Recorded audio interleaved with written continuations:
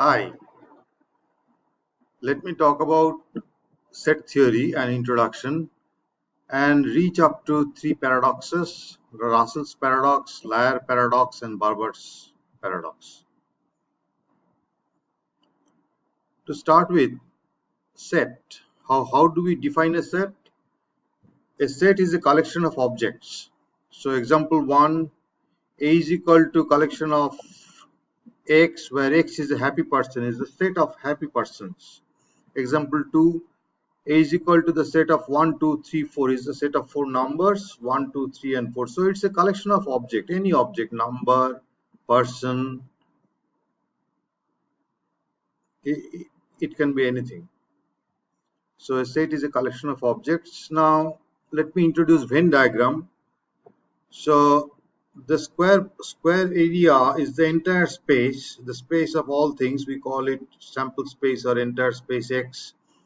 And A is a part of, is a subset of the entire space, is a part of this S, and we call it the set A.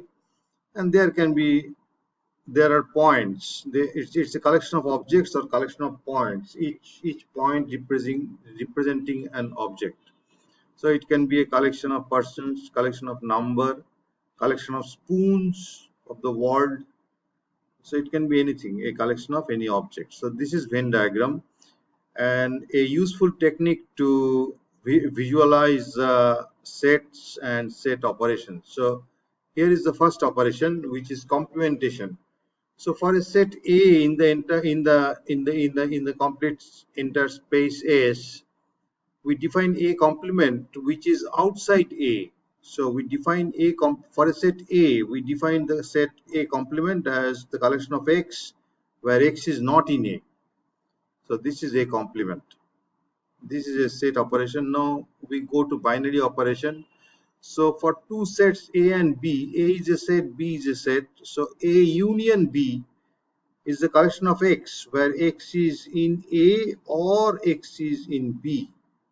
So suppose a point is here, so X is in B, so it is in A union B. So A union B is the entire green space. Pardon me for this line, I couldn't wipe it out. So this is the set B and this is the set A, and the entire green space is the set A union B. It is the collection of the points X where X is in A or X is in B. So this is union. Next comes intersection. So for two sets A and B, A intersection B is the common point between A and B. So A intersection B is X, collection of X, where X is in A and X is in B. So for any point here in A intersection B, X is both in A and in B. So A minus B is A intersection B complement. The complement is denoted by this apostrophe symbol. So A intersection B complement is A minus B. So these are the collection of points that are in A but not in B. These points are outside B but in A. Similarly, B minus A or A complement intersection B is the set of points that are in B but not in A. So this is intersection. So A minus B is collection of X where X is in A and X is not in B.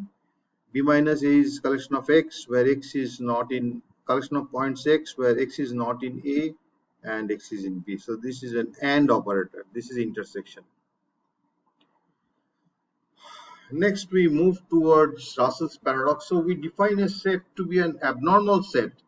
A is an abnormal set if A is an abnormal set if A belongs to A.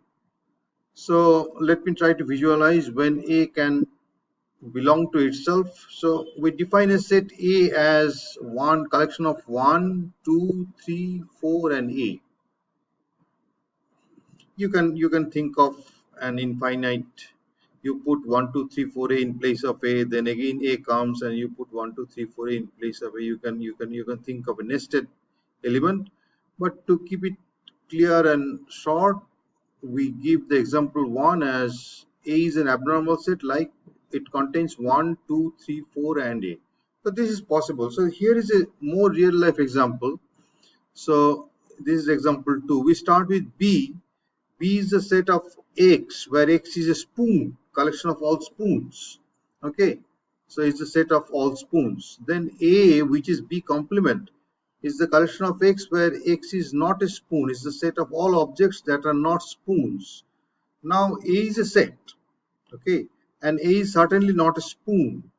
So A is a member of A because A contains all the objects that are not spoons, and A being a set is certainly not a spoon. So A is a member of A, that is A belongs to A. So here, this way we can construct a example of abnormal set. It's not an unreal concept. We can give examples of abnormal sets. So we define normal set as a set is called normal if it is not abnormal. Okay, opposite of abnormal set is normal set. And we make the observation that a set is either normal or abnormal. There is no third choice. Okay, you can say that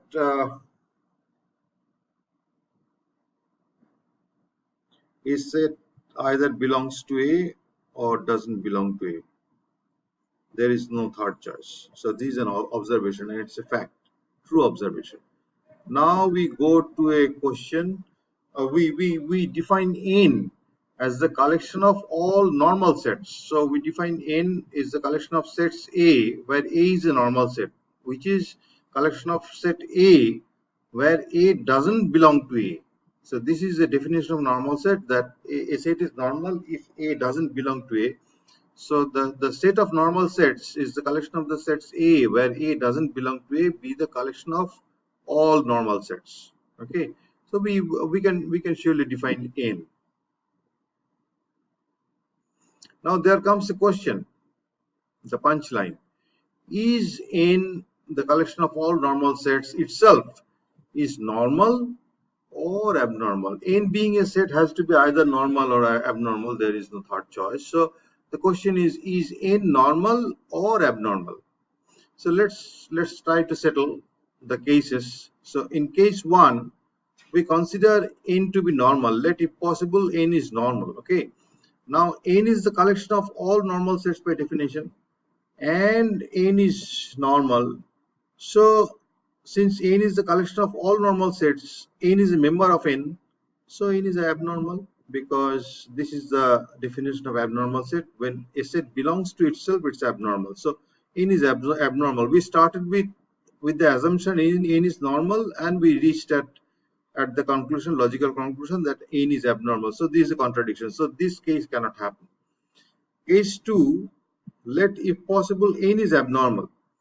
Now N is the collection of normal sets, and we have assumed N to be abnormal. So N doesn't belong to N, because N is the collection of all normal sets and N itself is abnormal. So N doesn't belong to N.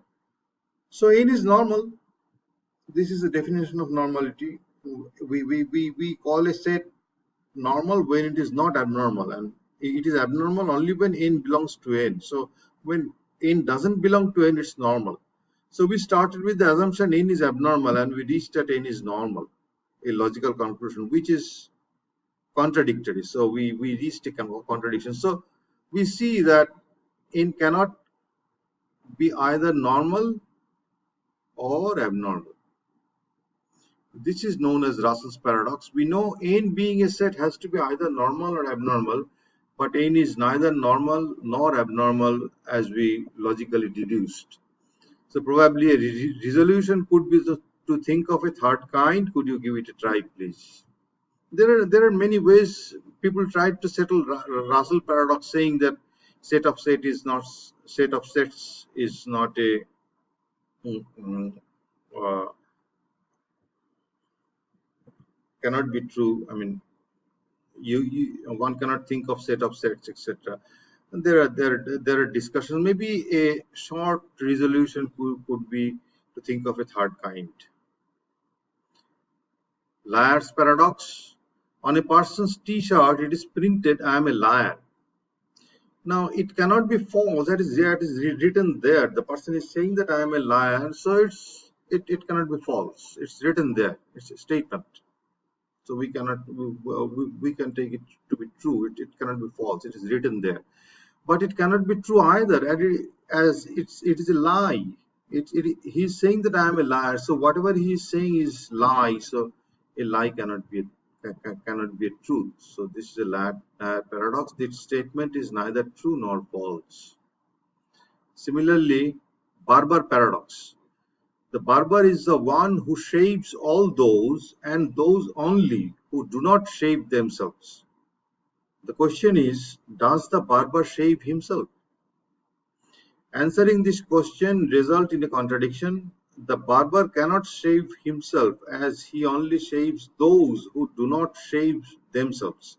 As such, if he shaves himself, he ceases to be the barber. So the barber cannot shave himself. Conversely, if the barber does not shave himself, then he fits into the group of people who would be shaved by the barber, and thus, as the barber, he must shave himself. So uh, the question is unsettled. Neither way it is true. So it's called barber paradox. Thank you.